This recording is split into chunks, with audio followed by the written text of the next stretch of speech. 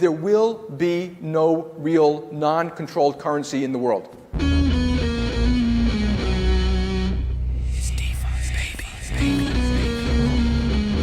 We're coming for you, banks. It's an exciting time to be involved in Bitcoin Cash at the moment. During that whole war of Lightning versus big blocks, like, were we the bad guys? Were we the ones that weren't listening? Fundamentally, we believe in markets, transparency, and tokenization. Come on, you gotta come stronger than that, you know, like...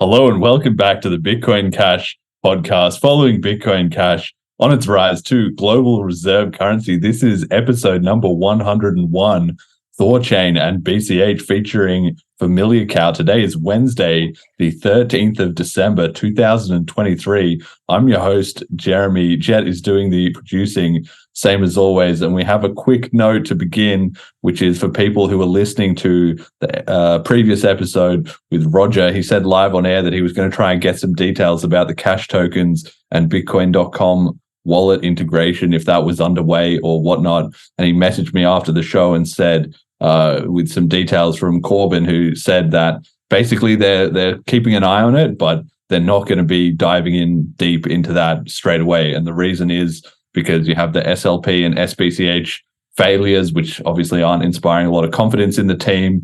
The dev tooling for CashTokens is still really young. There's not a lot of price feeds for assets. It's not a lot of icons. The documentation needs work. They need to go out to millions of users immediately, and they're supporting 5 or 6 chains. So BCH specific features really have to be justifying any dev time that they spend on it. So they'll keep an eye on it, and maybe over the next 6 to 12 months, they'll get back into it, or they won't. Who knows? But the ecosystem can, I guess, plow on without them anyway. So I'm not too worried about it. Okay, our guest today is FamiliarCow, who is a ThorChad, a THORChain builder and communications director at Nine Realms. Welcome to the show. How do you get into Bitcoin? What's up, guys? Thanks for having me on. Yeah, I've been into Bitcoin for a couple of years, probably since like 2015, on and off, been like in and out. I think a lot of people get in for like number goes up, which is like obviously pretty cool. And was into that for a bit. And then, interest kind of, wanes and waxes. I saw some new cool tech like smart contracts come into play. And I thought that was pretty cool. But, Bitcoin's always kind of had my imagination a little bit, like I think like a lot of us. So what's really kept me around and, made me stick around is just being able to trade Bitcoin without a centralized exchange, without that counterparty, and having some kind of trusted relationship between you and whoever you're selling your Bitcoin to. So obviously that being THORChain. So that's kind of what's brought me around, and now completely transitioned my life to focusing on this and being able to trade Bitcoin in the most trust minimized manner as you possibly can, and then building other cool stuff on top of Bitcoin to just eliminate trusted third parties, which I think is kind of all a vision that we're all pretty aligned with. So that's pretty much what I'm here for, just to make Bitcoin do more things than just be kind of a pet rock, so to speak. The digital pet rock, yeah, that's a frequent pejorative that people do leverage against, BTC specifically. And it's funny because it's like there's two groups of people trying to add more functionality to BTC. And one of them is the people inside the BTC community, and the other is the people outside the BTC community. And the ones who are outside are actually doing the better job. The ones who are on the inside, they get into infighting, they get stalled, they have all these different problems. But things like THORChain can just crack on and add it into the rest of crypto, and it just goes so much smoother, right? Because there's not those internal politics, and it's just permissionless, and you just build whatever you want, right? Yeah, exactly. We don't need permission to build on top of Bitcoin. Like we create like the whole architecture of THORChain is to solve the problem of how do you have a Bitcoin custodian, right? How do you custody Bitcoin on its native chain through non-authoritarian, so a permissionless validator set that's rotating constantly, so it's capture resistant. How do you custody that Bitcoin through that anonymous validator set and it enable things like, swaps and everything that THORChain does. That's pretty much the entire purpose around it. And yeah, I mean, it currently is the only way to do something like this, because you can't build it directly on the Bitcoin network. You need to kind of use the Bitcoin network as a primitive and build architecture around it in order to secure those assets and kind of solve that problem of how do you trade without that trusted third party, which is kind of all what it comes back to, because that's pretty much how everyone does it nowadays. Yeah, and it's a pretty essential part of the crypto infrastructure when you think about it, because even though THORChain is still sort of relatively recent-ish, as far as I'm aware, it was like started 2018, maybe the idea came up, and then 2019 was when it kind of launched. So I guess now we're getting to the end of 2023. So that's a full 4 years of building.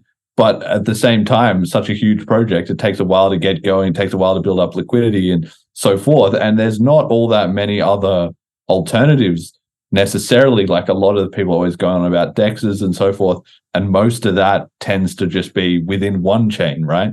Or I mean, going into the history a little bit, like there's some pretty interesting developments. Like, I think THORChain originally started. So I've been around for less than the history of THORChain. So this is kind of going off of what other people have told me about the history of THORChain.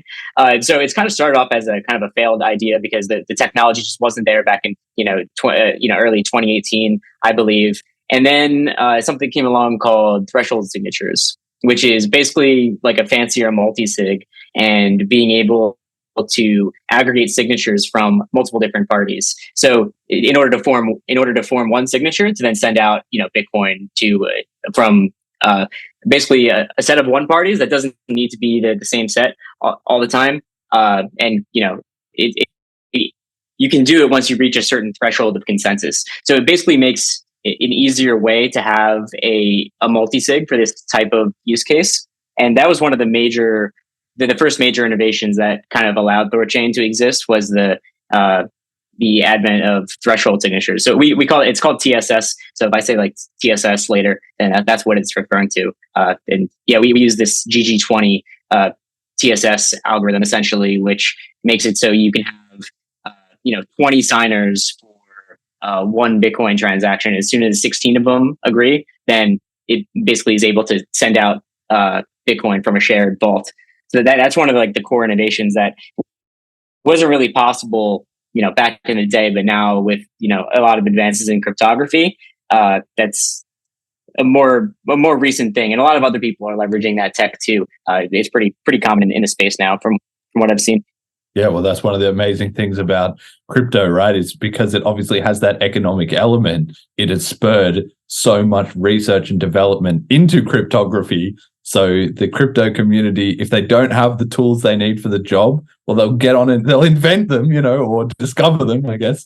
However, they'll come up with any new shit that we need, like sort of faster than we can be kind of regulated or slowed down or whatever. Like the crypto community is incredibly entrepreneurial, obviously in many cases in a rather scammy way, which is a bit unfortunate, but you cannot deny that it's at least creative and profit-minded. So I love when this kind of stuff comes out that is actually useful, that of all the things that are going on, a couple of good things take root that otherwise maybe there would have never been a need for humanity to discover or investigate or look into. It's just really incredible how the sort of singular primitive of the Bitcoin white paper and then has just led to this huge explosion of stuff that we have now, right? Yeah, exactly. And a lot of this came out of university research, I believe. And it's a very complicated topic. Like there's very few people in the world who actually understand TSS. I'm certainly not one of them. I'm not, a mathematical, cryptographical genius like these guys. I would say there's, only handfuls of people that, really truly understand threshold signatures. So it's very much on the cutting edge. And, when THORChain, put this into production, we're one of the first networks to really actually start leveraging TSS in a production environment and actually start securing real funds using TSS. Now it's definitely becoming a lot more common. You see it with wallets nowadays using TSS. So I've seen plenty of wallets that they'll shard your private key into 3 different keys. They'll hold one of them, and then you custody 2 of them. So that way, basically, as like a backup solution where they can have a partial part of your key, but they can't just sign out funds from your wallet. But it's basically some kind of backup solution where if you lose one of those keys, they still have the second one as a backup. So it's useful for a ton of different things. This is just the solution that we're using in order to you have a shared custody solution for the Bitcoin that the network custodies. Because obviously, like we all know the dangers of wrapped assets, and I guess we can go into that a little bit. But everything boils down at the end of the day to native assets, and if you can't, you need to be able to secure the Bitcoin on the Bitcoin chain. And there's no really other method to do that other than either multisig or TSS, at least to my knowledge. Yeah. I think, and it's something that I've said on this show many times, is obviously a lot of the crypto scene gets a bit lost, I think, in my opinion, because they don't really fully grok the concept that a blockchain can verify and validate the native assets on it. It cannot promise you anything else. So as soon as you have like stable coins, somebody has a USD bank account, boom, you've instantly got custodians, right? As soon as you have wrapped assets, which are redeemable on some other chain by some complicated mechanism, boom, you're going to have custodians, you're going to have problems there. People are saying, well, what about if we do real estate? Or what about if we do our car? Or what about if we do gold or whatever? You're all tracked on the blockchain. Well, there might be use cases for those, but as soon as you get into anything like that, you're going to run into a lot of problems that you can completely avoid if you just stick to the native assets. So I do really like that part of the THORChain. There's always a wrapper. There's always a custodian. Like if you tokenize real estate, there's still someone that holds it. If you do it with gold, there's still someone that holds the physical thing. So it's always just some kind of wrapped asset problem. And with all these chains, like that's kind of what's interesting about THORChain's model is that you're only dealing with native asset settlement. That's why, we say all the time on the team, like it's the native asset settlement backbone. Like you send in one native asset and you get out the other. Just like on a centralized exchange, you're just cutting out the account part of it where you have to sign up and KYC and everything. So it's just more of a model where you don't have to worry. Like you're only worrying about the custodial risk for a couple minutes while the swap is actually in flight. Like you still take on risks if you're an LP or you provide assets to the network. But if you're a swapper, then all you really need to worry about is the security during the time of the trade. Otherwise, it's just self-custody as normal. You're just, you hold your own keys, you can do your own security. So that's kind of why I think THORChain is kind of poignant, because it really boils down to the base layer of the chain itself and interacting with the assets on that chain without saying, okay, we're going to take those, we're going to wrap it into our own, we're going to custody all of it, and then issue out, some asset that the network controls. So it's really just tapping into liquidity on different chains, which is why, like, when I first heard about THORChain, I was like, wow, this is like a really interesting way of doing things, and something that makes a lot more sense than like a Uniswap and like wrap Bitcoin type of model. Yeah. Okay. So speaking of that, we got to check in on the price, which we do every episode. This week, Bitcoin Cash is $230.61 US, slightly up. One BTC buys 182.6 BCH, down slightly, and one ETH buys 9.6 BCH, which is flat. RUNE, which is the native token of THORChain, we'll get into it in a second, is at number 40 on the coin market cap currently. It's had a big pump recently, actually, up to $5.90 US, and one BCH therefore is 39.08 RUNE. So speaking as somebody who spends all day working with tech that's about swapping one coin for another, what do you make of the crypto markets recently? Are we coming into a bull run? What's the story there? I mean, I have no special insight, but I mean, you can't help but feel like we are, right? Especially with ETFs on the horizon. Anyone that doesn't want to be here is long gone. So I don't see any reason why why we wouldn't be. Although I could be completely wrong. Honestly, there's no one in the world that can tell you definitively one way or the other. So I wouldn't claim to know any better. But as long as we don't go anywhere, like we can just do this stuff with ourselves all day, and other people, you can either join us or not join us. So I mean, that's the way I feel about it, at least. Like we just have to build something that's good enough for other people to want to use, and then if it gains adoption, then great, then price goes up just naturally. Yeah, exactly. Thinking for the long run, I love that. Fundamentals. Okay, so let's get into it a little bit then.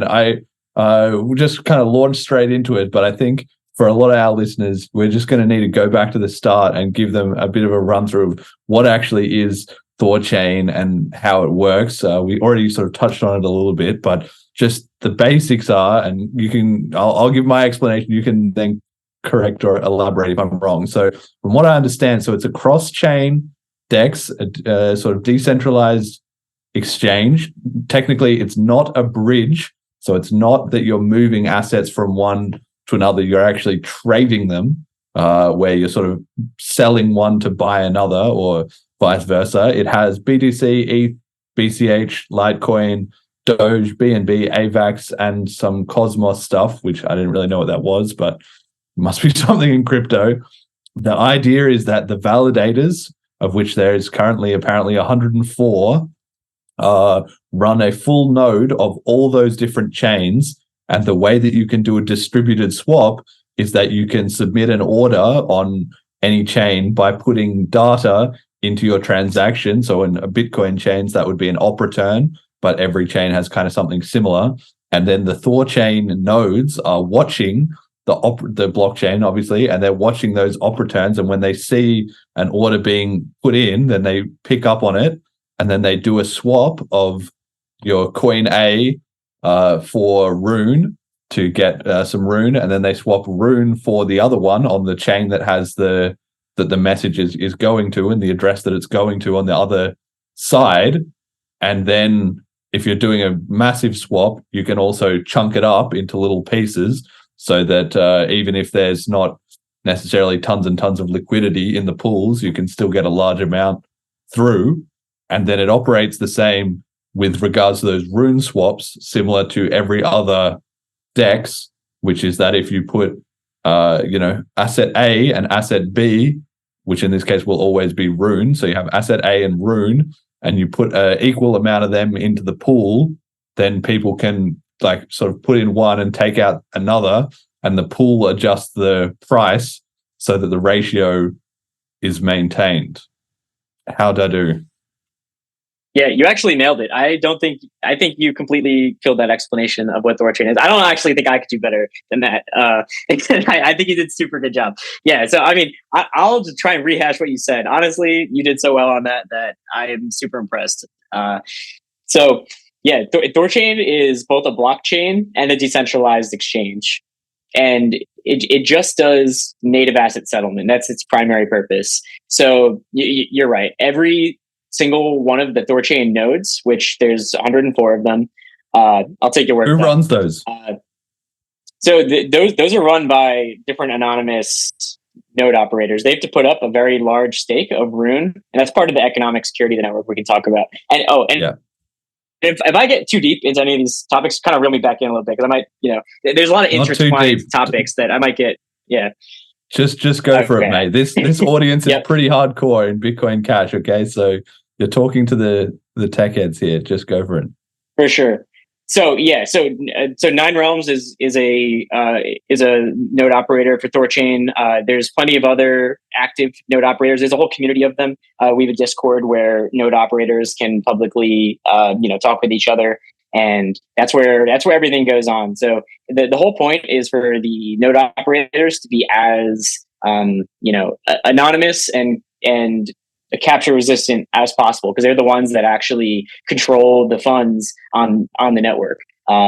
So there's 104 nodes. There's less actual operators than there are nodes, but that's just the way that the network functions. So there's 104 actual nodes that basically run the entire network. Every single one of those nodes, they all have a connected Bitcoin blockchain, full node, Bitcoin Cash, every single connected chain. So I think you mentioned all of them. There's UTXO chains, so that's Bitcoin, Bitcoin Cash, Litecoin, Dogecoin. There's EVM based chains, so there's Ethereum mainnet. There's Avalanche. There's Binance Smart Chain, and then there's Cosmos based chains, which is THORChain itself. So there's Rune. There's Binance Beacon Chain, which is the old Binance chain that we still have, and Cosmos Hub, which is Atom. So those are all the chains that THORChain runs. So every single one of those validators, they run the THORChain node itself, and then they also run every single one of those nodes. So they observe the state of every single one of those chains, and then they use threshold signatures to essentially create an address on every single one of those chains. So it says, oh yeah, this is our vault on Bitcoin Cash. And it is constantly scanning. Each node does? Hang on. Each node has their own deposit address? No. So the network collectively has a couple of deposit addresses. So I would say there's probably between 3 and 5 Bitcoin Cash addresses that the network holds at any given moment. So the nodes come together in groups of about 20 and form a big party, essentially. So it uses threshold signatures to have shared custody of that one address. So I think there's between 3 and 5. It's probably 4 addresses right now. It could be 5. So it essentially is constantly scanning those 3 or 4 addresses to say, did we get any new coins this block? And it's like, no, continue.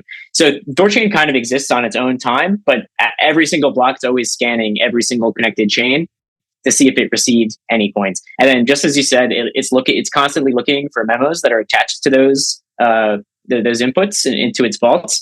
And the memo, which is an op return for UTXO chain, it goes through a smart contract router on the EVM chains, and then in Cosmos chains, it's just a memo. I believe that's part of the transaction types. There's the memo embedded in it, and and in that memo, the user puts in, "Hey, take this Bitcoin Cash, send it to this Ethereum address. Make sure I don't get any less than this amount." And essentially, so it takes those coins and then it swaps them for Rune. Rune is the liquidity and security asset, which we can go into later. And it's an important part of the design that Rune exists. So everything is swapped to Rune, and then on the other end, Rune is swapped to the other coin. So Bitcoin Cash to Rune, and then from Rune to Ethereum. And then the Ethereum is sent out on the Ethereum blockchain. The nodes come together and they say, hey, this transaction is valid. Everything looks good. Let's come together and sign out this amount of funds that we all agree upon to sign out. And then the funds are signed out and they observe that they did it, and everyone says, good job. And that's pretty much the life cycle of a transaction on THORChain for a swap. So you're in and out of native assets. So it's literally just an AMM that runs on its own blockchain that observes everything going on to every connected chain. Okay, so there's no mining, right? So it's proof of stake with staking the Rune to run your node?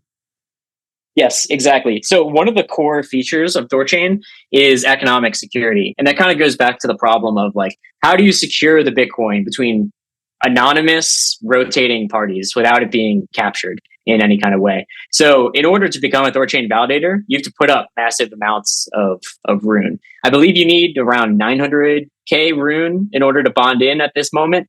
So you need a lot of Rune in order to bond in. And also in every pool, everything is paired with Rune. So it creates this relationship between how much is at stake by the validators and then how much is secured on the external chains. Because let's say that every validator, they just put up Bitcoin as the collateral, and then someone wants to steal all the Bitcoin. Well, then both the stake and the liquidity can be stolen in some kind of attack against the network. So because everything is in Rune, if you were to steal all the liquidity in the network, Rune is worth absolutely nothing because it's not securing anything on the network. And you can also create this hard relationship between the amount of liquidity and the security of the network, because you can guarantee that there's always more bonded by the nodes. There's more RUNE bonded by the nodes than there is value that they're securing. So that's what we mean by economic security. And no other crypto network that does this. Is it ensures that there is always more at stake than there is to be stolen. So it's always more profitable to play by the rules of the network and to properly validate blocks rather than to try and collude. Because even if you were to run 2/3 of the network, if you were to try and Sybil attack the network and buy up all the RUNE, and you put up that much RUNE, try to steal everything in all the vaults, you've just lost more money by doing that because you just lost your entire RUNE stake, which is now at zero because you just stole everything from the network. You've lost more than you possibly could have gained because the amount of liquidity is capped by the it's correlated to the amount of RUNE in the bond. So there's a direct correlation between the amount of liquidity that the network supports and the amount of stake that the nodes put up. So it's a very important relationship to make sure that you're not securing $200 million worth of assets, but the validators only put up 50 million in bond. Then it would be profitable for them to collude and to try and steal all the funds that are on the network. So that's an important part of the infrastructure. Yeah, so you've got a sort of over collateralized type of situation with a sort of proof of stake system. Okay, that's making sense to me. And then obviously, so you said it was about 900,000 RUNE, so it's about $6 per RUNE now. That's $5.5 million US. Is that sounding right? Yep, that sounds about right. You need a lot of money to run a Thor node, and you need technical expertise because you need to be able to run all of the connected chain, all the connected chains. You need to be pretty technically savvy to be a node operator. So there's a high bar for the validators on the network, and there's good reason for that. You can't have low quality node operators securing hundreds of millions of dollars of liquidity on the network, and they need to have more at stake than there is liquidity on the network. So that's pretty much the whole architecture. And that was one of the things that really impressed me about the chain when I first heard about it, is just the hard relationship between liquidity and security is just it's something that no one does today. Everyone kind of hand waves it away, saying like, oh yeah, the nodes will be as to whatever, kind of altruistic and not economically incentivized. You need some kind of if no bridges do this. They either use a trusted federation where there's some kind of entity or multiple entities that are they use their brand or their name to run a bridge and say, yeah, we're not going to steal any of these funds because us, like we're these guys. So a lot of most bridges do something like that, where it's some kind of authoritarian validator set. ThorChain's permissionless. You just have to stake enough RUNE in order to churn in. Or you can just churn in as a validator, but there's no guarantee that they're actually putting up more than they could steal in some kind of an attack scenario where you're trying to make out with everything. Because when you're dealing with native assets, that's the tough thing. Is if those assets get stolen, like if you have the ability to sign out those assets somehow, you can just sell them on another marketplace, on a DEX, on Coinbase or whatever. There's you need to be able to control the exogenous assets and then make it so the stake goes to zero if the assets are actually stolen. So it's just a pretty cool kind of architecture for the network to be able to say, because you can't secure it with smart contracts, right? So you kind of need this economic guarantee that they can't be stolen in a profitable way. Not that they couldn't be stolen if you just if you didn't care about if you just wanted to watch the world burn, that is certainly possible. But no rational economic actor would burn $150 million to steal 75. Yes. Yeah, I mean, this sort of potentially has the same, and I'm not saying this is unique to ThorChain in any regard, but it can have the same problem that any sort of proof of stake or even proof of work system has, which is that you're creating an economic system within your chain. So if somebody could put a short on Rune outside of THORChain and then engineer a collapse within the THORChain ecosystem, potentially they could earn more from that outside short than from the damage done inside of the network. But that's true on any network, and all you're doing is trying to really raise the cost and the the economic disincentive not to do that as high as possible, which it sounds like is what the game plan is here.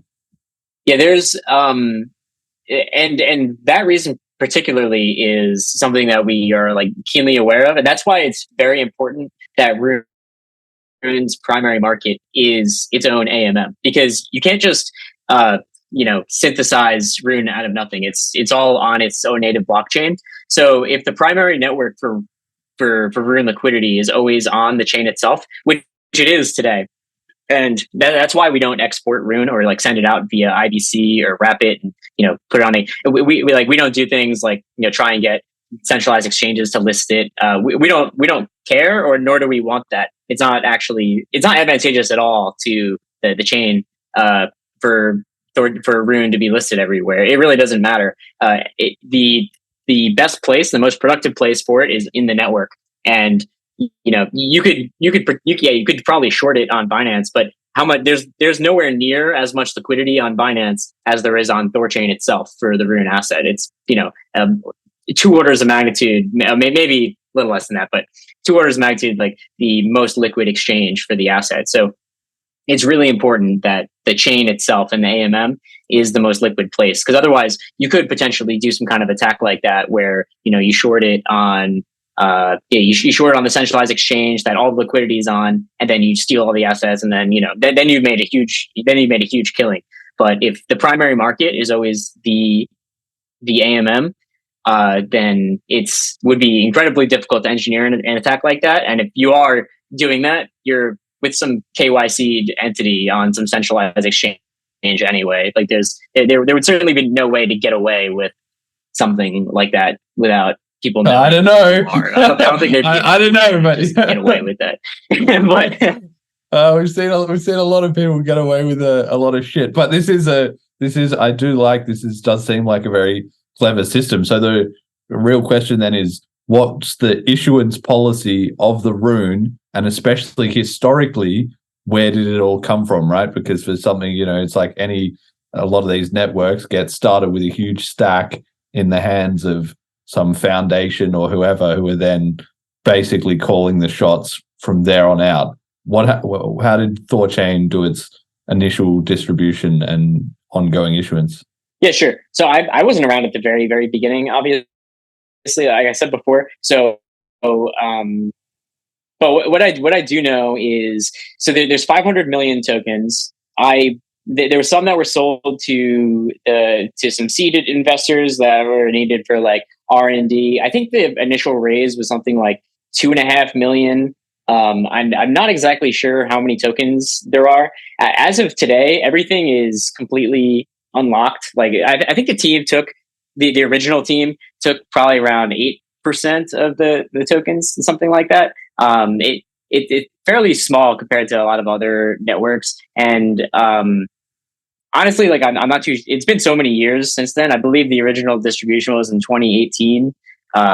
That it's been quite a bit of time since then. Things have distributed fairly well from what I've just seen looking on chain. Now that we moved to our own blockchain, originally it was just a distribution on Binance. I think there was an ICO on Binance in 2018, maybe mid 2018. And then there's a treasury that was funded using selling tokens. And let's see, that's probably about it for the original distribution. I believe most of the seed investors are exited. Everything is unlocked at this point.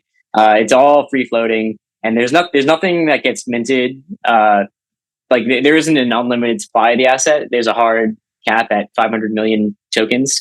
So everything that will exist does exist today.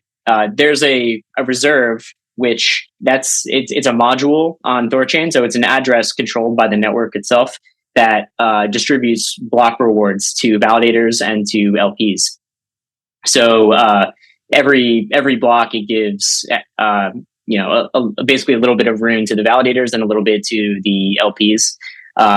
So the monetary policy is essentially everything is unlocked at this point. Like anyone that had any kind of early distribution has been free to sell it for probably about 6 months now, at least. And a lot of seed investors have gone and left onto do other things, and other people have stepped in their place. So I mean, I think it's pretty good to see that there's no more like unlocks or anything coming from anyone that was pretty early to this thing. I certainly was not myself. I only joined the team in early 2022. So yeah, that's the story as far as I know it. Yeah. Well, I don't mind. I don't have a big, dog in the fight here, but I just think it's interesting because I know for sure that a lot of my listeners will instantly be very paranoid about any new token or any, obviously BCH community, very purist, like the original Satoshi, fair, mine to everyone in the world, blah, blah, blah. Right. So, and that's fine. It's completely legitimate for a project to do things a different way. And it sounds like there's been more thought into that on THORChain than your typical, ICO pump and dump. Yeah. So that's kind of what I appreciated as someone that got into the community. Just like, they're being so like personally, I would not recommend people to just go buy RUNE to speculate on it. Like if you want to, the two reasons why you'd want RUNE is to either be a liquidity provider or to be a node operator, and those are two different types of people who have different risk profiles and things like that. There isn't much use just buying and holding RUNE. There is use, either staking it as a node operator. You can contribute to a bond, and that's obviously like what Nine Realms business. What part of what Nine Realms business is just running validator nodes. Or there's obviously just providing liquidity on the chain. But there's no real actual value that you do that you give by just buying the token and holding onto it and selling it at a later price, or just speculating on it. So that's why it doesn't, you don't really need to convince people to buy the asset, because the network, it needs the asset to function, because that's what gives it its whole security mechanism. But at the same time, you don't need to hold RUNE to interact with the network. Like all you need is to be able to send a swap on an external network. You don't ever need to touch RUNE. You don't need to do anything with it. Only thing I would, if you have RUNE, you either stake it in a node or you provide liquidity, and that's really the only two uses for it. Right. Yeah, but obviously there is always going to be demand as people are trying to pass through from one to the other. It will, and that's why it pairs everything against RUNE, right? So there's no like direct BTC to BCH swap. Yep. For instance, it has to go through the 2 hops of RUNE on each side. So then you're generating demand for those tokens and creating the value that then secures the network, right? Yep. Yeah, exactly. But it doesn't help to, if you're just a speculator, like I wouldn't say to just go and buy it. Like if you want RUNE, either be an LP or, onto a node, because that's where the value really accumulates to, not to people who just, buy and hold and try and sell for another price later, because there really isn't much value to that. You're just a scalper or something like that, and that's how I look at it. At least, like if you want to contribute value to the network, then you provide liquidity or you help secure the network in that way. Yes, and when you said that, so there's the sort of reserve that is paying out the block rewards up until 500 million RUNE. How many are issued now and how many are left to go? And also, I assume that the transaction fees that are generated by the network, they must then presumably feed back into that reserve to make this a self-sustaining system, right? Yeah. So the reserve so it's not profit seeking. It definitely is like an altruistic type thing. But it does have profit centers. So when you do a transaction, a fee is paid to the reserve. It's like a small one, maybe like $1 or $2 for each swap. So there's an income source, and there's also just expenses that the reserve has. So looking right now, the reserve is about 140 million RUNE in the reserve right now. There's 85 million that's currently deployed, 60 million on standby, and it emits it on a similar curve to the like the original like Bitcoin, halving mechanism, but without it's just on a smooth curve, essentially decreasing every block. Like every block it emits like point or maybe like 1 or 2 rune or something like that. It's just and it slowly gets smaller and smaller, and trying to see exactly how much it sends out each day. But there is one interesting aspect to this, which kind of goes in line with the rewards and the economic security thing. As I look this up, so one interesting thing about the rewards distribution of ThorChain is called the incentive pendulum, which is one of the cool things that kind of impressed me about the network. So the reserve and all of the fees from every swap, it gets distributed to both the liquidity providers and the nodes, right? Like there's 2 parties, but what split does it send from one to the other really depends on the ratio of liquidity and security. So like I said before, like the network always maintains this economic security. As it needs more security, it sends more of those rewards to the nodes to give them more room. And then if the network becomes way over secured, like there's way more rune that's being staked than is needed to secure what's in the network, it sends more of those rewards to liquidity providers. So it's always trying to send the proper amount of rune in order to incentivize the right party on the network in order to create a good balance. So the balance is I think like 2 to 1, where you want twice as much rune staked as it secures in external value from the network. So that's kind of like the sort of the function of the reserve. And now that's given me enough time to look up. I think it's around 35,000 rune a day it sends out between the LPs and the nodes. Right. Okay. So if the reserve runs out, if the transaction fees aren't enough to replenish, the reserve at that rate, then I guess what the reward just drops to whatever the transaction fees can sustain. Yeah, essentially. So the right, like for the past 2-3 years, the reserve has been slowly trickling down. So it let's see, like a year ago, January 2022, it was giving out 43,000 rune per day, essentially, between all the different parties. Now it's down to 33,000, and it's going to slowly asymptote until it gets to the point where the income is equal to the expenses. Yes. So it'll continually go down until it eventually reaches that point where things just kind of balance out naturally. Yeah. No, it does seem like a very clever and well thought out system, because when you were saying about balancing the security, the LPs versus the validators and making sure they get the right amount of capital, the obvious question to me was, well, where are you going to get a price feed? Because you can only calculate the value of the security if you have a price feed, but the price feed is kind of built in because you already know the ratio for each of the assets that the rune is in the liquidity pools with. So you already have an inbuilt price oracle for your rune token against each of those other assets by default. So it actually ties together quite nicely without needing an external input in that way. It's clever, yeah.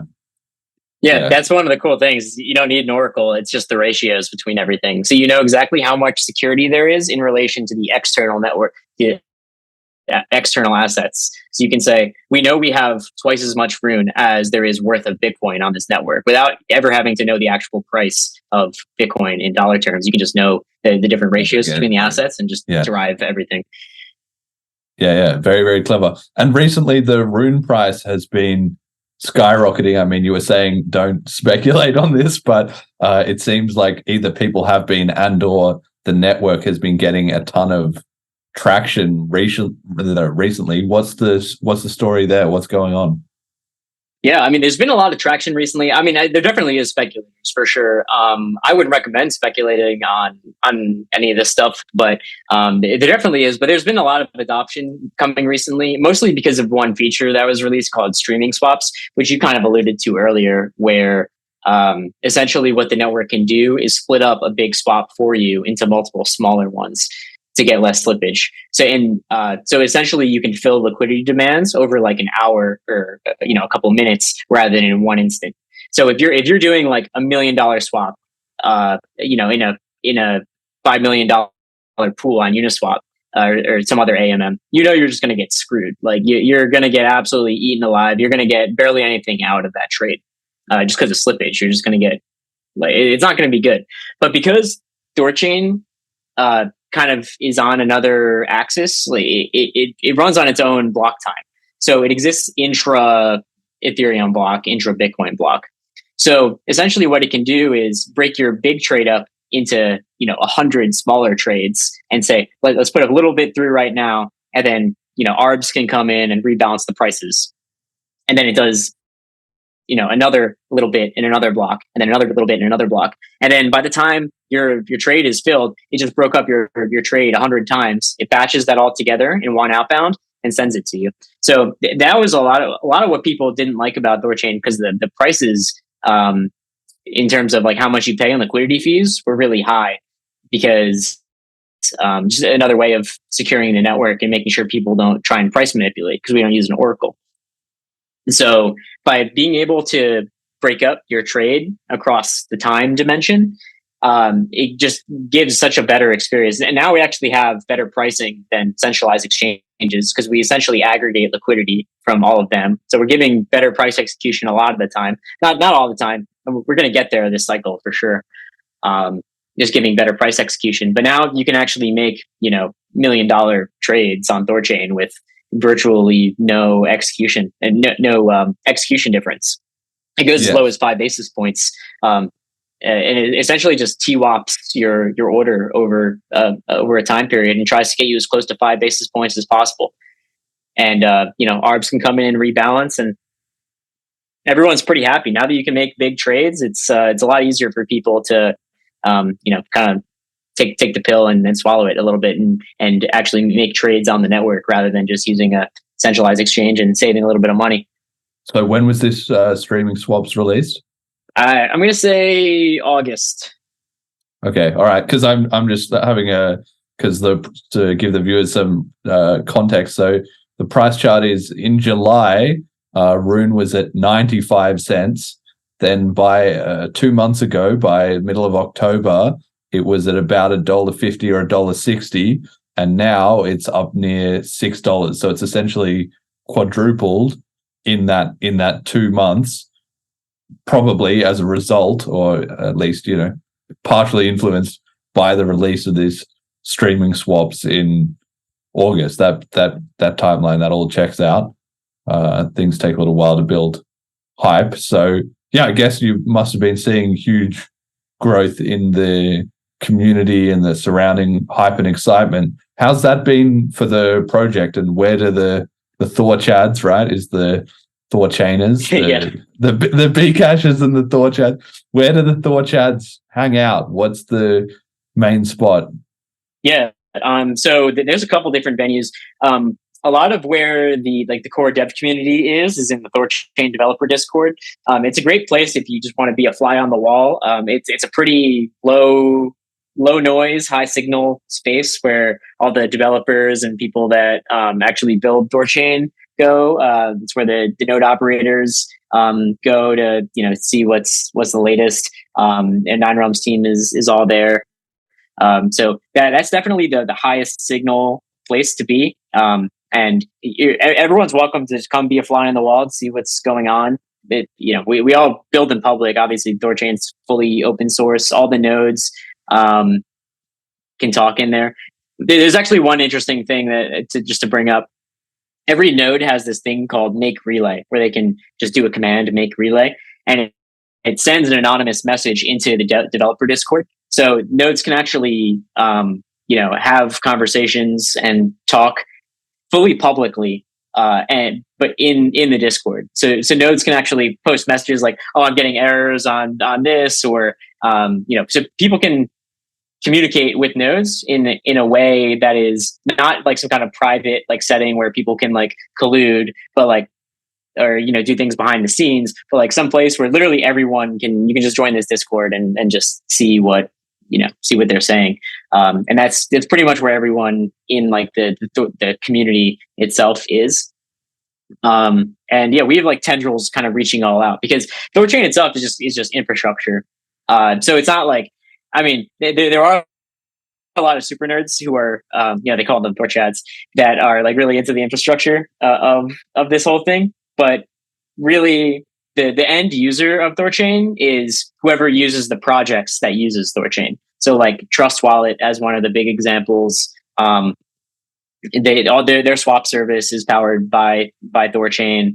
Upcoming Ledger users being THORChads of the future, using THORChain's infrastructure. So it's like the THORChain's goal is to be that kind of invisible backend infrastructure that you don't really need to know what it is. You don't need to know how it works or anything like that.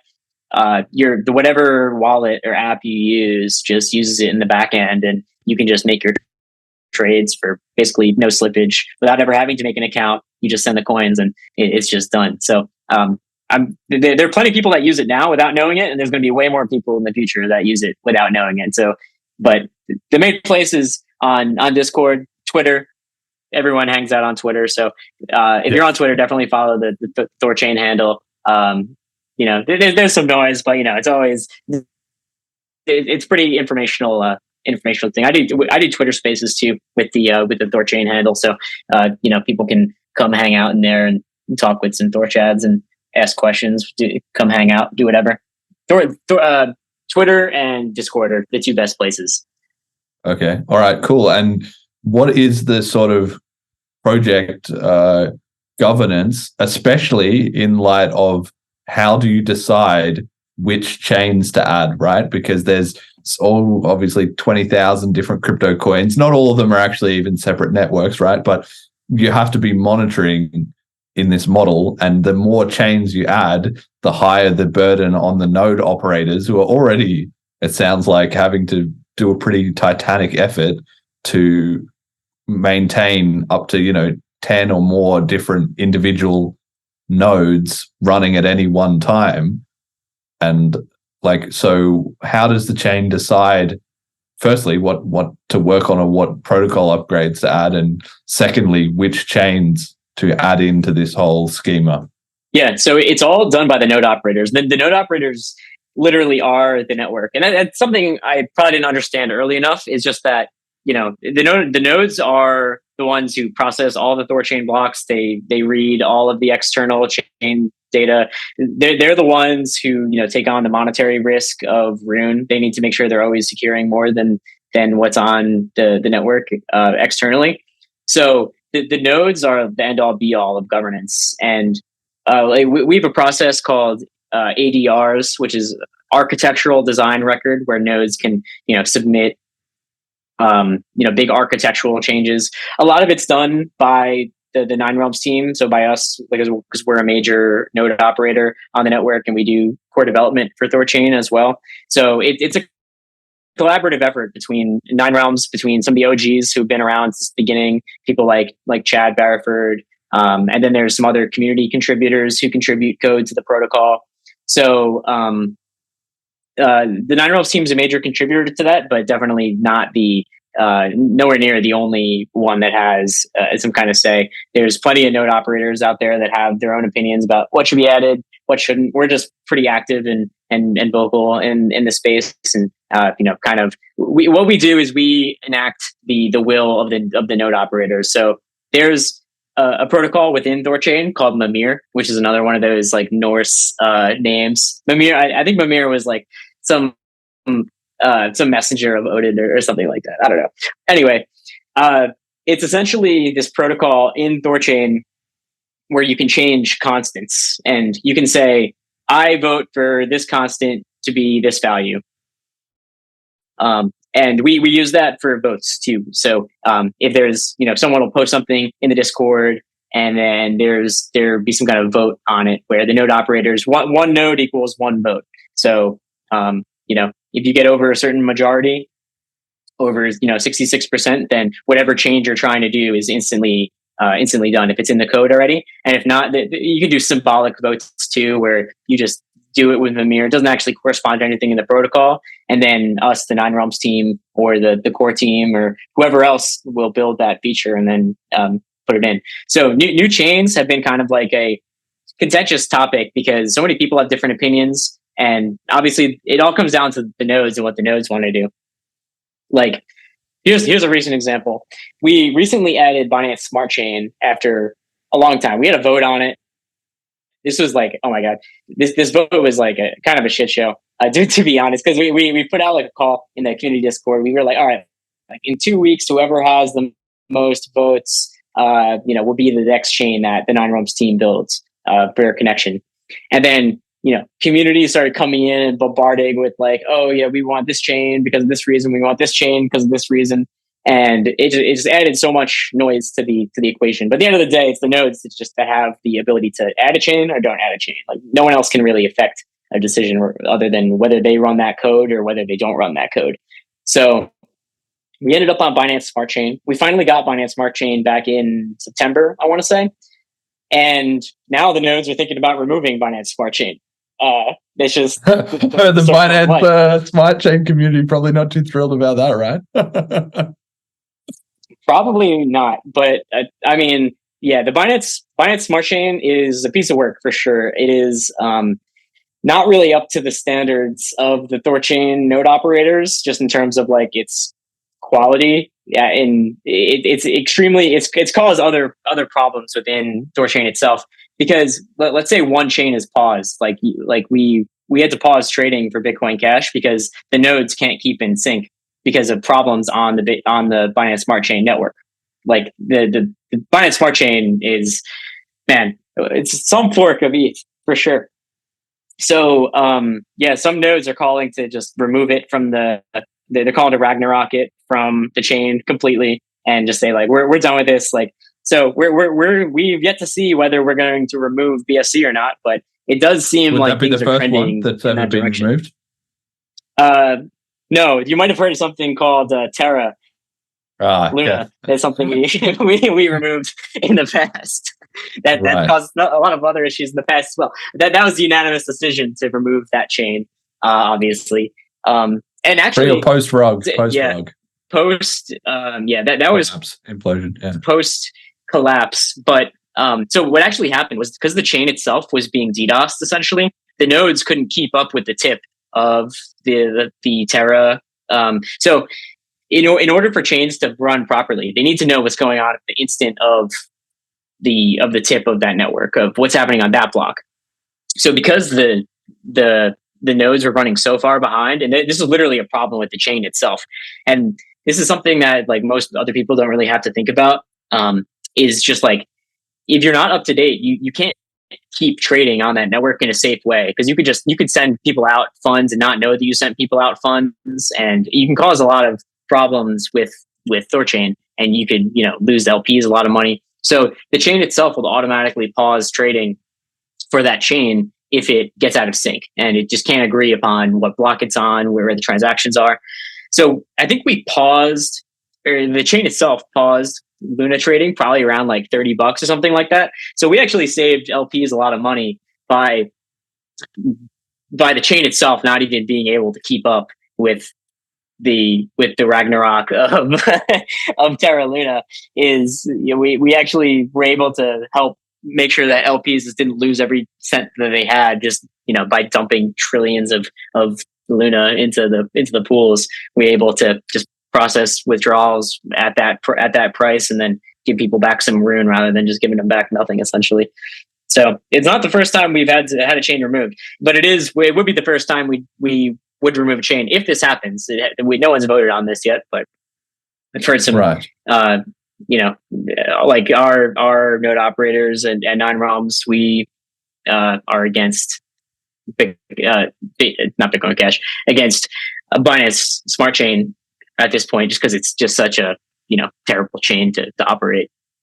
Well, see, this is where I also kind of quite like this element to the system, right? Where so the Bitcoin Cash network benefits by being part of ThorChain, not only because it's obviously available for Bitcoin Cash users, but because you guys will run, all your node validators will run a Bitcoin Cash node, thus strengthening our own network, right? So that's a huge win for us. But not the price, but maybe the sort of barrier to entry is that our network has to be running smoothly. Like, I imagine that obviously what the node operators, they might have their own criteria, but I imagine what they're looking for firstly is a chain that's going to have volume or an active user base. Secondly, a chain that they want to use. I imagine, they have their own opinions on crypto, and if they like a certain one, they're more likely to want to add it. And then thirdly, not to be a pain, like you're saying, if your own network is not, holding up, is, I don't know, making stupid updates or becoming unmanageable or untenable in some way, then that will reflect in the node operators being more likely to either not want to add you or kick you off. So it's kind of encouraging on both sides. The what do you call them? The networks that you're hosting essentially are the ones that are making your life easy and also being valuable, providing value in terms of a lot of people want to swap with them. And then on the other hand, that also symbiotically benefits the networks themselves. That's a really cool element to this. Yeah, I didn't think about it that way, but 100%. And yeah, if you're hard forking all the time and doing last minute updates and last minute hard forks and stuff like that, like all the time, like Bitcoin Cash is, and having unstable infrastructure, then it's likely that we can't run we can't safely run your chain, right? Like a centralized exchange, they have the ability to do that because they make the rules, right? They can say, oh yeah, you can just they can pause trading whenever they want. They can change the rules to make it so that they're always going to come out on top and win and be able to provide a good service. But THORChain really needs to rely on the node data that is being sourced. So if your node data is terrible and it's unstable and we can't run it, then it can't be, we can't use it for the chain, and it causes other problems. So like if Bitcoin Cash is halted, we can't add new validators onto the network. So like we can't send all of our funds to new addresses and churn the network, which we normally do every 3 days. I think it's been paused for a week or two at least, just because of Bitcoin, because of the BNB Smart Chain instability. So it causes structural problems to our network that we need to, make sure that the chains that we're running are like actually worth it. And that's kind of what's going on there. As for like next chains, I don't know. There's a lot of discussion. We're definitely thinking about Solana, I think, which has caused its own issues with just how heavy that chain is for nodes. It might double the cost of running a Thor node. So we might have some creative solutions around that, or running their upcoming light client or something. But yeah, there's going to be some discussion, I'm sure, about adding new chains. And really what we're looking for is just like something that people are going to use and something that it makes economic sense for the node operators to run. Like those are really the two main things that they want to see. They want to make a lot of money. So they want as much volume as possible. So the chains that are going to generate the most trade volume, like that's what's going to be added. And if it's terrible and if it costs too much and if the node sucks, then it's going to get kicked out. Yeah. Okay. All right. Well, I mean, obviously, BCH is kind of never down because it is a properly decentralized project, and also the node teams take it very seriously. We don't just do one regularly timed upgrade a year, so I think we're probably doing okay on that, on both of those fronts. But yeah, certainly the more that we can grow our own community, which we're trying to do anyway, right? But as an incidental benefit, that would be nice, is that then there'll be more volume generated through this and so forth. So that sounds really good. Is there no support, or is there any thought about supporting assets on top of networks? Like, does THORChain have USDT? Does it have ERC20s? Or might it have CashTokens, which is what the BCH community has now? Is there anything involved in that, or is it just the base layer assets or the native assets? Yeah, so there's kind of 3 different types of networks that are on THORChain. EVM networks, they do have tokens that are like we do have ERC20 tokens for Smart Chain, for Ethereum, and for Avalanche. So yeah, you can just add a pool for any ERC20 token on THORChain. It needs to be whitelisted in Thor node, so you need to put in a PR if you want to get your token whitelisted. But you can essentially just add whatever ERC20 token into it and make a THORChain pool out of it. You definitely need to add some extra architecture on top of the UTXO chains in order for that to be supported. But I don't see why it wouldn't be possible. Someone would just need to create that and make that a thing. Just be able to process the blockchain data and to just know whether it has that token or not. But I know the Nine Realms team, we've been talking about, moving more away from the long tail assets besides stablecoins, and just moving more towards the short tail and, just supporting the layer 1 asset and kind of just leaving the tokens to other dexes in the space. And kind of the reason for that is because, obviously there's dexes that exist on most chains with smart contracts. Well, there's tons of dexes out there, and they're always going to be the ones that have the most liquidity, most likely for those assets. And because we have to source our own security, those other blockchains, they can just rely on the chain's security to secure the assets, but we actually have to bring our own security. So if we just start securing, so many of these random tokens, we're actually eating up our own security space, just kind of offering something that other dexes can offer for essentially there's no cost for them to offer millions of tokens that just, it has trade volume or not. It really doesn't matter to them. But for us, it really needs to add some kind of value. So stablecoins do, because obviously there's lots of trade activity that's associated with those, and there's some other reasons too, which we can get into, like our own stablecoin oracle that THORChain has under the hood.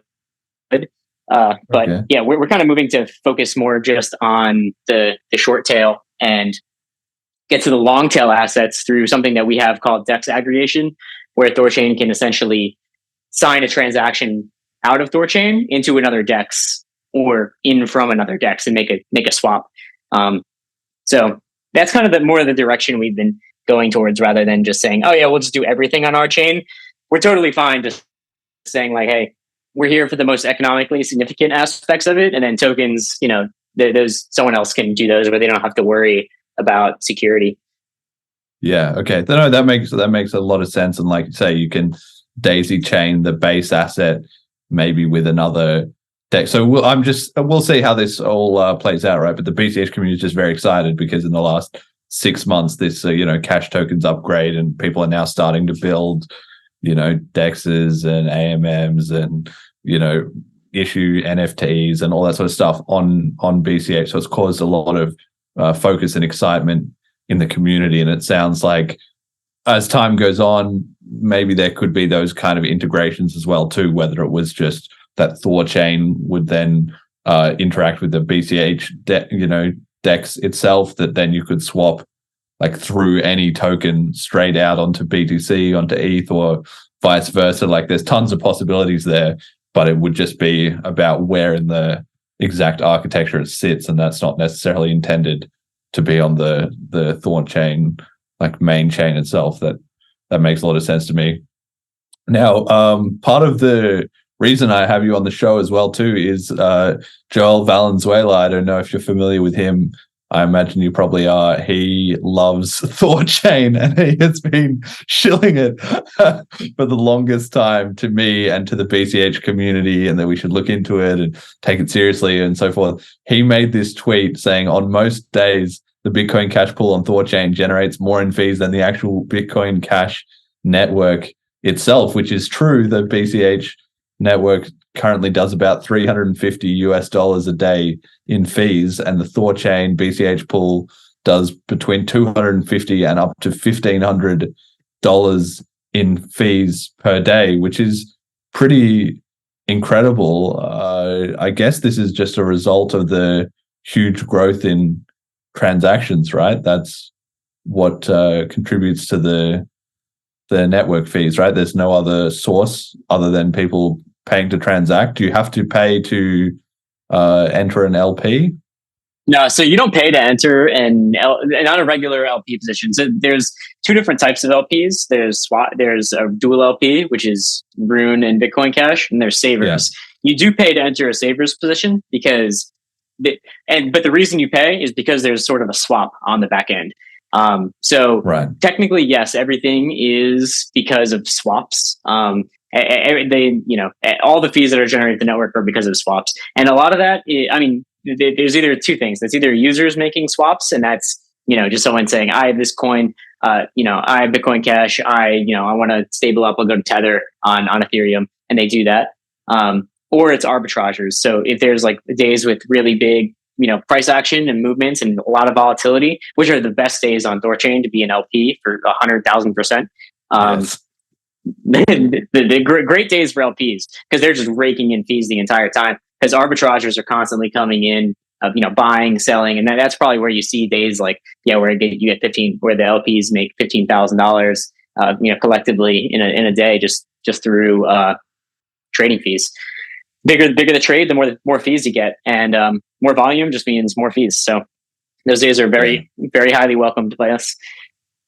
Crypto is never short of volatility. So that seems like a smart, smart business strategy to me. So I had a quick look at these saver vaults just to give the listeners some idea. So currently, according to the stats that I found on the website, 7,300 BCH roughly currently locked, and about a 7% APR on BCH, which is kind of high. So I guess people are keen for more BCH liquidity for people that want to go and look into that. That might be one thing you can do. Obviously, as always, not your keys, not your coins, and just, don't put your whole stack into THORChain, but do a bit of reading. Yep. Make sure you know what you're getting yourself into, and maybe, put a small amount in there and start earning some yield. Seems fairly reasonable as compared to many other sort of, BlockFi centralized type of yield schemes. This sounds like there's actually a lot less chance you're going to have problems. Obviously not none. I don't want to say that and then get this clipped out of context, but it strikes me as more solid than most of the things, and everyone in crypto is always chasing yield, I guess. Right. I also wanted to ask you about... Put your whole stack in. don't do anything stupid. Obviously, if THORChain loses, if THORChain somehow gets hacked and loses all of its Bitcoin Cash, it just signs all of it out and loses it, then you don't have anything left. So, obviously, this is DeFi. It's all PvP, but yes.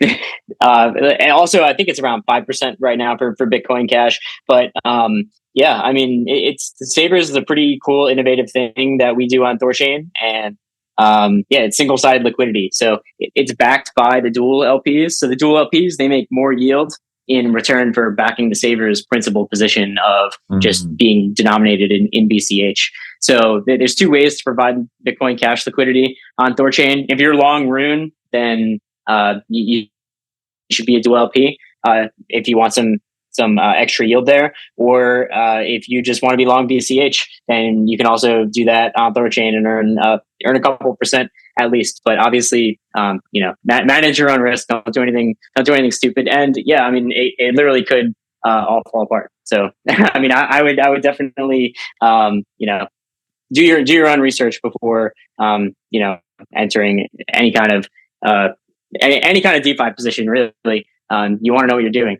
At the very least, all THORChain is completely open source, transparent, and everyone tries to make collective decisions to make sure that at the very least your funds can't be mismanaged or misappropriated or done something shady behind the scenes. It's all out in the open. You can see where all the coins are stored and the addresses and the nodes that secure them. So Sabers is a pretty damn cool thing, and hopefully we'll see that kind of replace the black box centralized yield centers where they just loan out your coins. At least with this, you're providing liquidity towards a DEX. So pretty cool nice.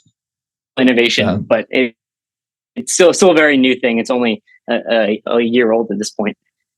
Yeah, it sounds awesome. I was playing around with it. I don't have any coins in there yet, but I was looking into it, and I might have to give it a go, if only for my own education. Now, I have to ask you about, there's this incident in March, which again, it kind of put me off THORChain, because this was like the main thing I knew about it, and even though it was probably actually a relatively small thing, it's funny how just, especially in decentralized communities, one small issue or problem just becomes kind of a bit known on social media, and then it really creates a strong impression. The BCH community has been on the wrong end of that many, many times. But basically, there was some kind of incident with THORChain where there was an exploit, which you then posted about on Twitter, saying it was due to an exploit on BCH and LTC themselves, not THORChain. We halted to protect LP funds from an exploit before it was patched. But then, the BCH devs looked into it and found that it wasn't an issue on the BCH side. And then I wasn't really clear how that was all resolved or what was sort of the end goal of it. But it kind of came off that, like, the BCH community is very particular, very picky about being sort of like accused of missing bugs or things like that, especially when it turned out that it wasn't actually the case. Can you comment on this? What happened here? Yeah. So I don't 100% remember exactly all of these incidents, right? And I know I did tweet that, and I remember getting a lot of shit from people, which I probably deserved, to be fair, because I'm not I'm somewhat technical. I'm not a dev or anything like that. So I'm also trying to parse what other people say and then communicate it in some kind of fashion that other people can understand, that are kind of like ourselves, just to know what is going on. And I believe this was an issue. It was not an issue with Bitcoin Cash itself. It was an issue with the way that THORChain essentially interprets things on Bitcoin Cash and on Litecoin. It was an issue with the UTXO Bifrost. So for some reason, it didn't affect Bitcoin. I do not know why. Nor I don't think I would understand these things. But it was some kind of issue with the UTXO chains on THORChain, and it may have been some kind of vulnerability that would allow something else to happen that could cause a loss of funds. And these things are very technically complex, and I definitely don't pretend to understand them. It's just my job to interpret what other people say and communicate them. So I don't always do a 100% amazing job of that. So my apologies if I caused any fun to anyone unnecessarily. Sorry about. Yeah, I mean, it kind of boils back to the problem of just like we rely on the chains that we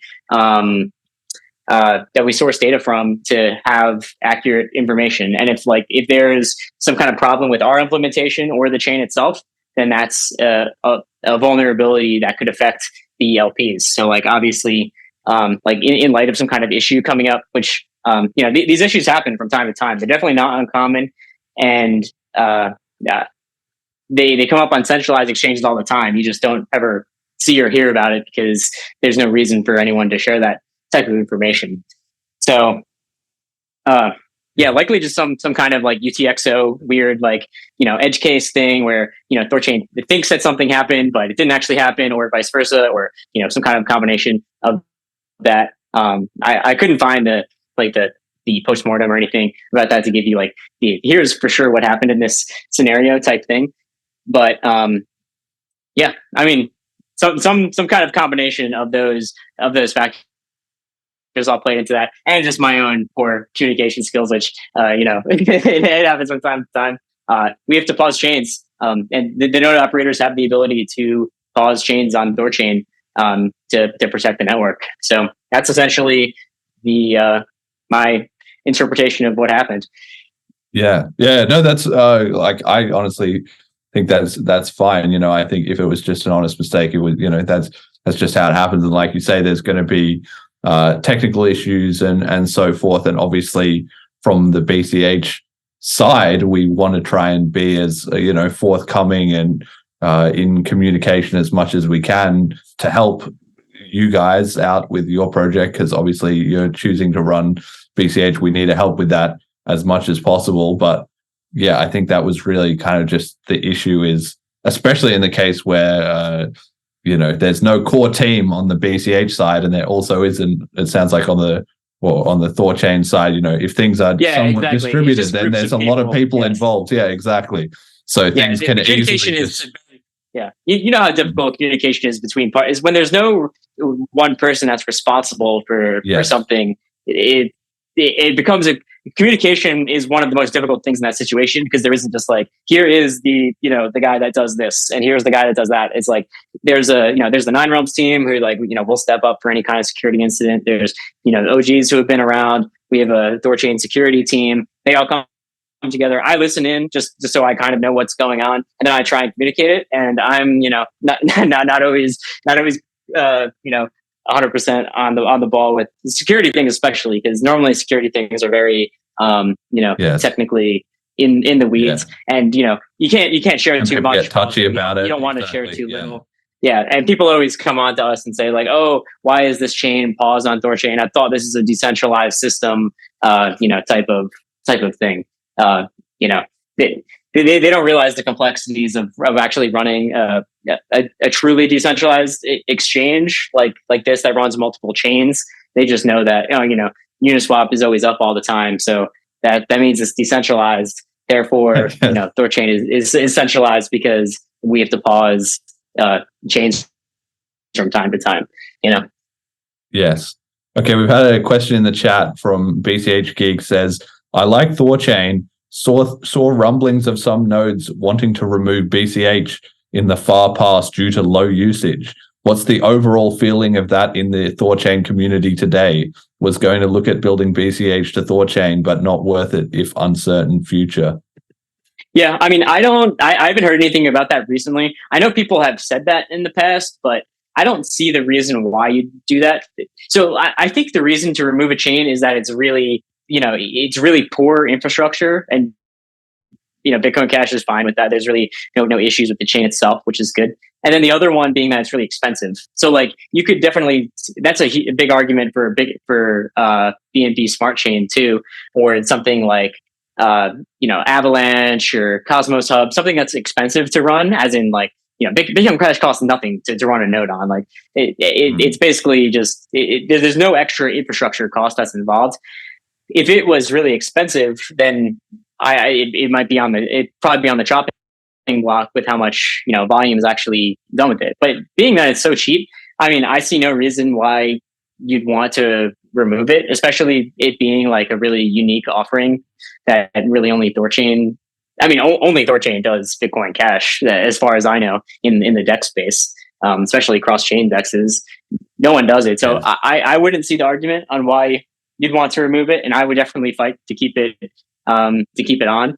So, I don't see a reason why nodes would want to get rid of it. If it was really expensive, say it costs $500 a month or $1,000 a month to run a Bitcoin Cash node, then nodes would probably be losing money running it, and then it would make sense for them to say like, we should probably not run this. But it costs what, like probably like $10 a month to run Bitcoin Cash. Like it costs nothing in comparison to how much the actual like chain infrastructure costs. So like, I don't see the argument to get rid of it. Although, yeah, I did see people like calling for that, but I don't think that was like I don't think it's gonna get anywhere. Really, it wouldn't make sense to me personally. All right, that's great to hear. Lean, mean node machines coming in good there. Yeah. Okay, but it doesn't mean they can't vote to remove it. Like yes, they could. Yeah, they could totally just decide to remove it. So, but I mean, I definitely think there would be a lot of opposition against it. I would oppose that. Like, it's up to them, but at the same time, like, people do have a voice to influence that, and money speaks the most, and it being cheap, that's great. So you can go on. Yes. Yeah, so obviously the best that we can do is just maintain a good reputation in crypto as much as we're able, keep the nodes cheap to run, and obviously also generate as much volume as we can. Makes complete sense. Right, we do have to touch on at least one bit of BCH community news. We've got BCH Guru have launched their private alpha. So this is an NFT project on BCH. It was very exciting because they started making announcements in May, and they had all this really cool artwork and stuff, like a CryptoPunks type of vibe, but with these little BCH Guru characters. And they said that they were going to build out a lot of this sort of cash tokens infrastructure and make a price prediction PvP game with this new upgrade to cash tokens. So the community was very excited to have this new project launch. Now here we are, fast forward 7 months to December, and it looks like they're getting close that they're actually going to ship this. So I've had some word behind the scenes on somebody who got a chance to play around with the app and actually make a couple of PvP price prediction trades. They said that it all actually worked, like they didn't hit any bugs, that maybe there will be some kind of there'll be a lot of refinement needed. Essentially, like with any alpha product, when you first launch it, there's tons of obvious things or user requests that you immediately get flooded with that you need to upgrade. But apparently everything works. You can trade Furu, which is their own token that they airdrop to holders, or BCH. It was just on ChipNet, the test net, but it will be coming to mainnet presumably soon, and that they were generally impressed, and the screenshots look really good. So as a result of that, I had to just bring this up and give them a shout out. I don't know whether you know anything about the BCH Guru project, FamiliarCow, but whether you do or not, maybe you can just talk about, is THORChain maybe going to do anything like that? Are they ever going to issue NFTs either on THORChain or just as a part of the project somehow? And is there also being involved in pricing of all the different assets like we talked about before? Is there any thought about prediction markets or things like that, which also might be the kind of direction that BCH Guru is going in? No, that's interesting. I think the THORChain team, we're pretty laser focused on just nailing the decentralized exchange, and there isn't much appetite for adding much stuff beyond that. That definitely had a lot of cool ideas and stuff that you could build kind of on top. And the reaction is definitely just perfect and tune the machine of what this is, and try and get it to as close to feature complete as possible, and then that's it. And then it's just chains at that point. So probably nothing like that, like prediction markets or NFTs or anything like that. On THORChain itself, I wouldn't think there'd ever be anything like that. Just perfecting the machine and just making it just as feature complete as possible. And then we get to the real goal of just ossification, where we can just let the network kick back, run, be integrated everywhere into the back end. We can keep working on integrations and try and get to as close as bug free as possible, and just make sure this thing is as secure as it possibly can be to help scale it up and to be this $100 billion asset AMM. And that's the goal. Yeah.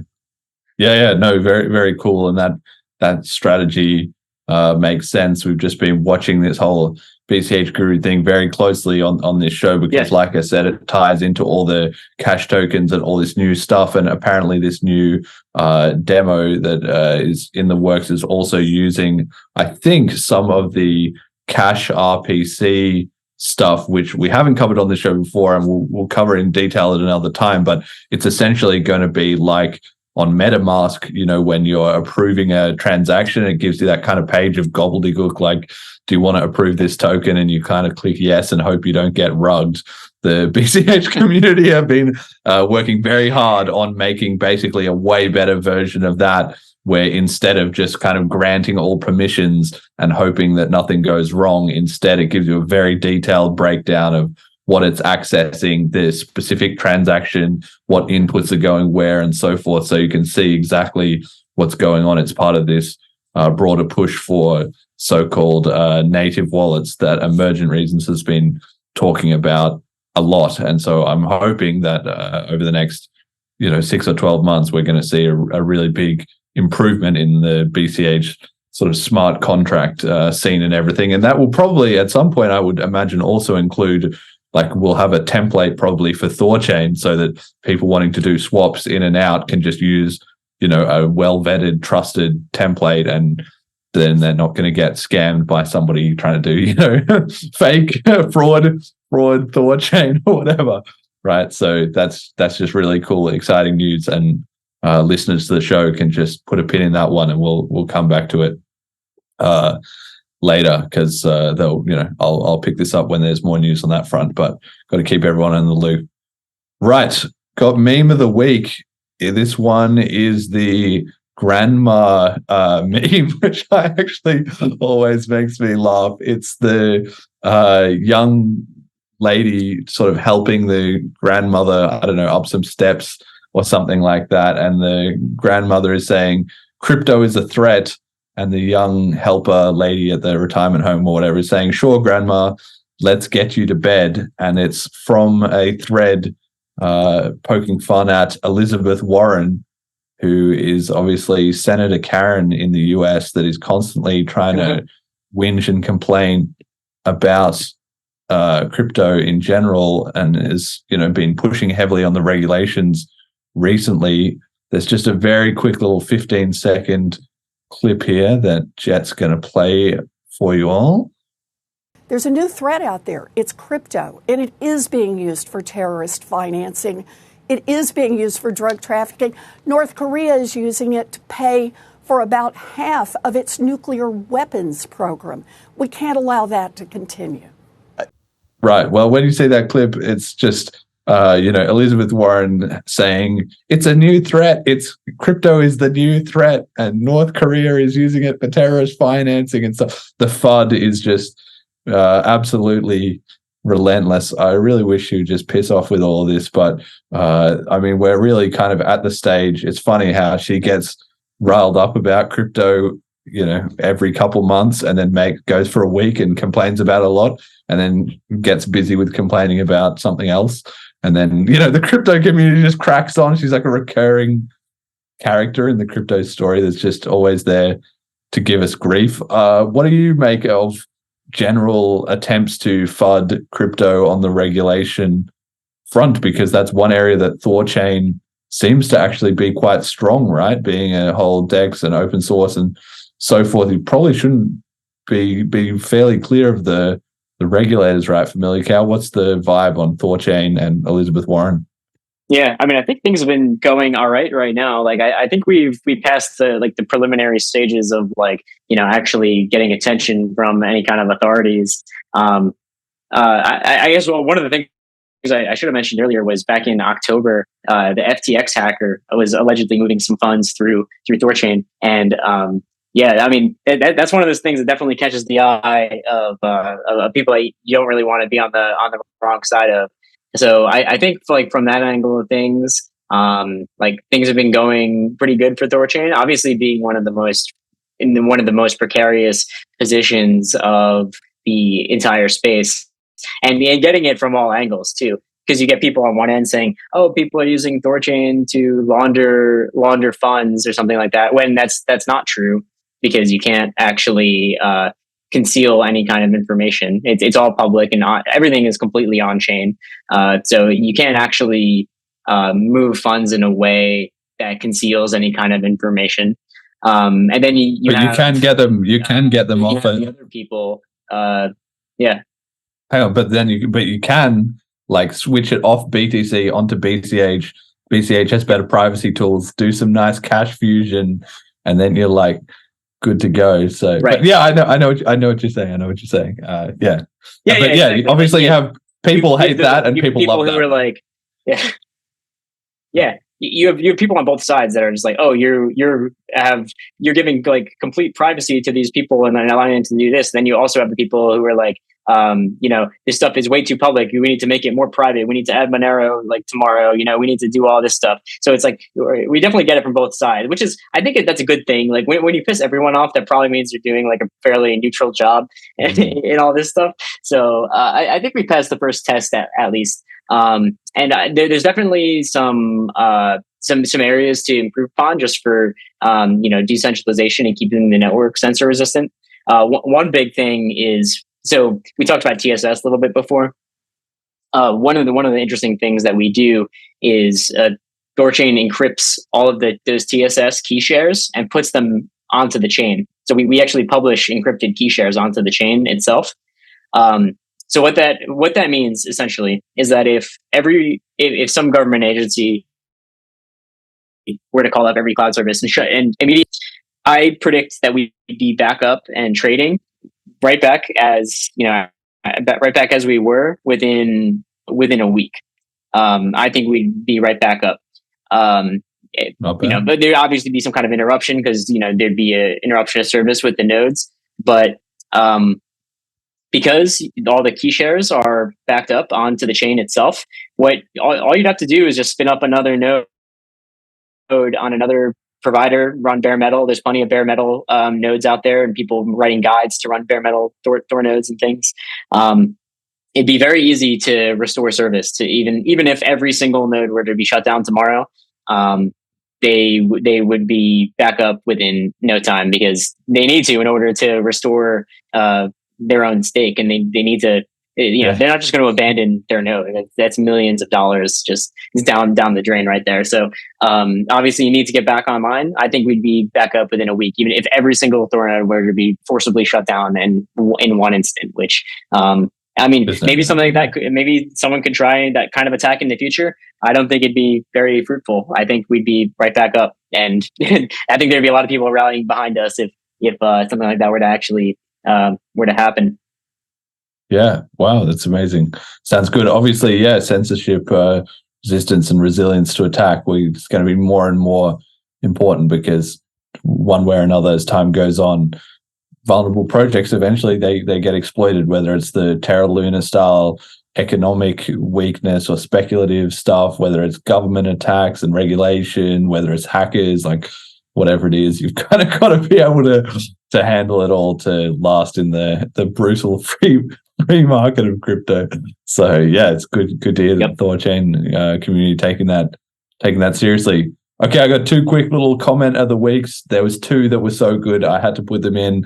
Firstly, we've got Ninjadot, who has ready for 2024 with a picture of their iPad here on which they have a BCH Guru NFT, a Cash Ninja NFT, some kind of a Dogecoin type meme, the BCH price chart, BCH price ticker, Bitcoin Cash white paper, Selene wallet, BCH Bull, Bitcoin.com wallet, and Paytaka wallet.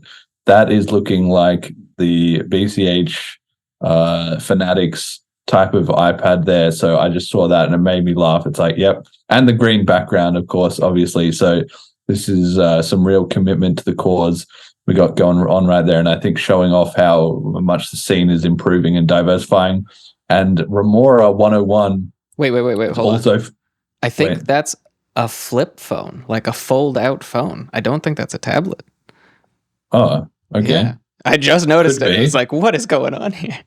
Well, it could be. How big would that be? Like I'm looking at my phone. Like I've got a fairly big phone. If you had two of those, yeah, okay. Well, that would almost be the size of a tablet or like a smaller size tablet.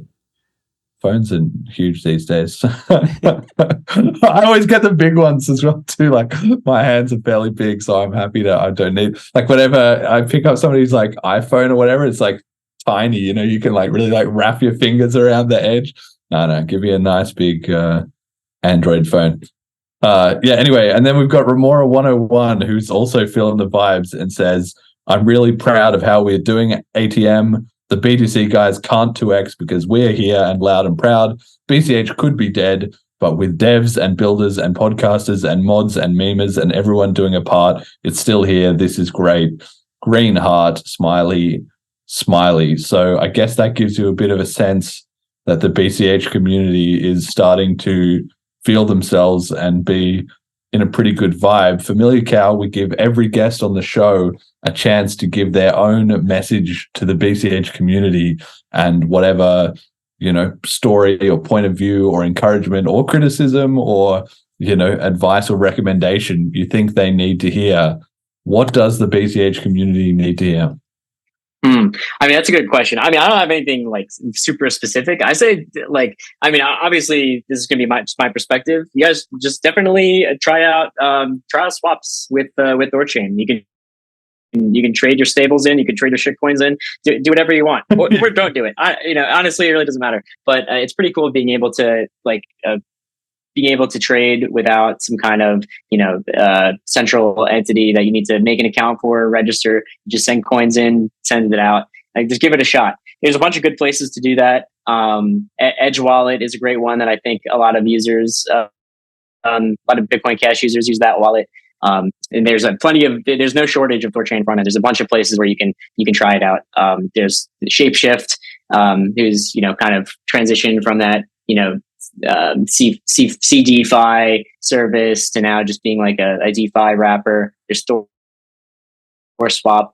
There's so many different front ends. You can do it on Trust Wallet. There's many places you can try it. Just give it a shot. It's a pretty cool piece of tech. So being able to just stable up or buy more Bitcoin Cash on chain, you just on ramp your stables and then make your trades on chain with our liquidity. It's pretty damn cool. So give it a shot. And if people have suggestions of like where they want to see swaps, if you want to see it in your own wallet, obviously wallets can easily monetize THORChain as well with affiliate fees, all built right into the protocol. So like it's a big revenue driver for a lot of wallets and things and protocols. So if you're a builder, you can make use of it to kind of tap into a native on-off ramp to your own app, or just to power affiliate fees and actually make a lot of money through whatever kind of volume you can do. So there's tons of different ways to build with it. And you can get access to more than just your own ecosystem, but you could still be building on top of Bitcoin Cash, which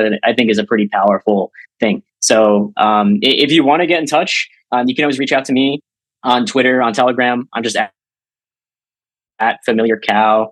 Or the Nine Realms team, or in the dev Discord. There's lots of people building on this thing, and we definitely need more people building on top of Bitcoin Cash and THORChain, because I don't think there's really anything that's like specific that's been built there by any of these teams. But there's so many cool ideas of products that you could build, I think. So we give a lot of support to all these integrators.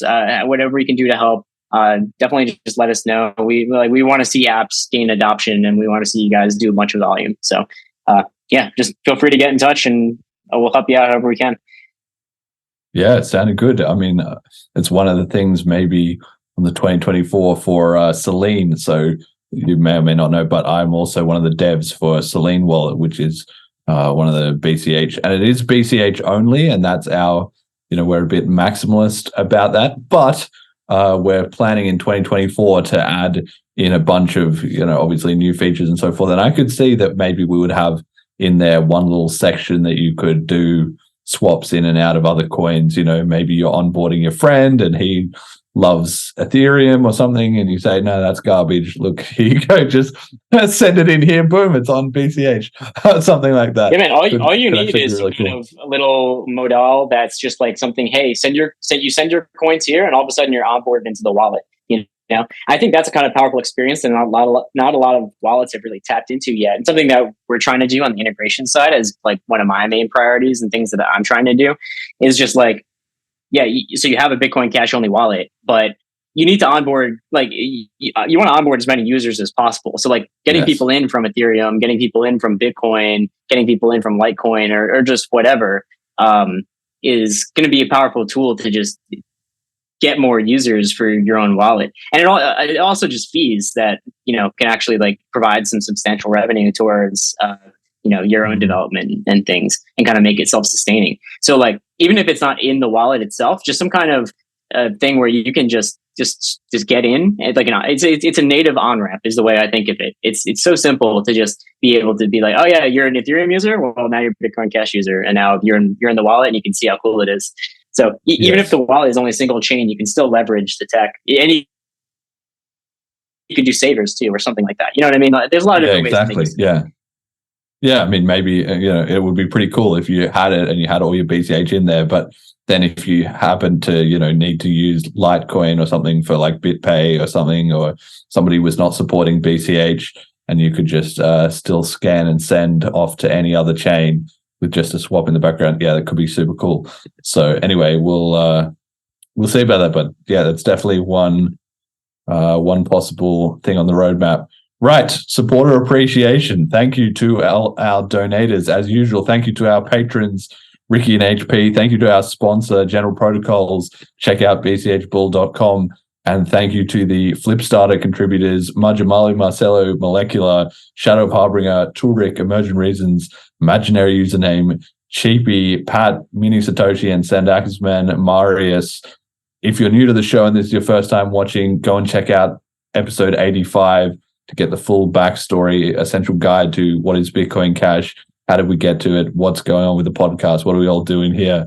That will explain a lot of things. Or you can check out bitcoincashpodcast.com, which has start guide, FAQ, links, and so on and so forth. Final shout outs, FamiliarCow. Is there anything else you want to give a shout out to? And where can people find you? I know you already mentioned like Twitter and Discord, but is there anything else you want to finally sign off with? Twitter.com/FamiliarCow, and just follow THORChain on there. I got to hop and talk to a wallet right now who's going to do an integration. So thank you so much for having me on, guys. You guys are awesome. And you guys are super responsive too. Highly recommend, your guys' podcast to anybody, because you guys just seem like you're really on top of it. So cheers, you guys. I can go though. So peace. Thanks for having me on again. And thanks to the community for listening. Always appreciate it. So you can always catch me online. So I'll see you. Love it. Ciao. All right. Catch you later.